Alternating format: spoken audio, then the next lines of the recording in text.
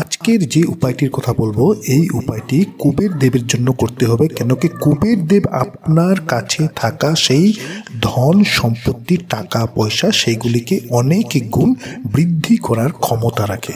যদি আপনার ধনের প্রয়োজন তাহলে আজকের এই উপায়টি অবশ্যই করুন।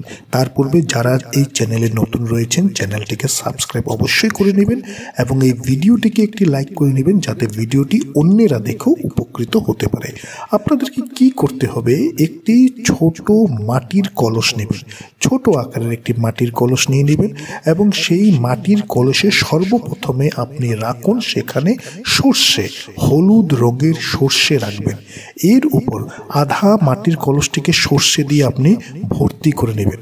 মাটির কলস নিয়ে নিলেন, এই মাটির কলসে সর্ষে নেবেন, হলুদ রঙের সর্ষে দিয়ে আধা ভর্তি করে নেবেন। তার উপর আপনি রাখবেন একটি 1 টাকার কয়েন্স, একটি 1 টাকার কয়েন্স রেখে নেবেন।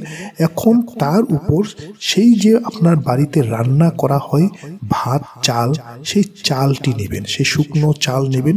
শুকনো চাল দিয়ে সম্পূর্ণ কলসটিকে ভর্তি করে নেবেন। এরপর এই কলসটি একটি লাল কাপড়ে সম্পূর্ণ কলসটিকে বেঁধে নেবেন। আপনি সেখানে কোনো সুতো লাগাবেন না, আপনি সম্পূর্ণ কলসটি একটি লাল কাপড়ে আপনি বেঁধে নিলেন। এই জিনিসটি ভগবান কুবের দেবের অত্যন্ত প্রিয় জিনিস।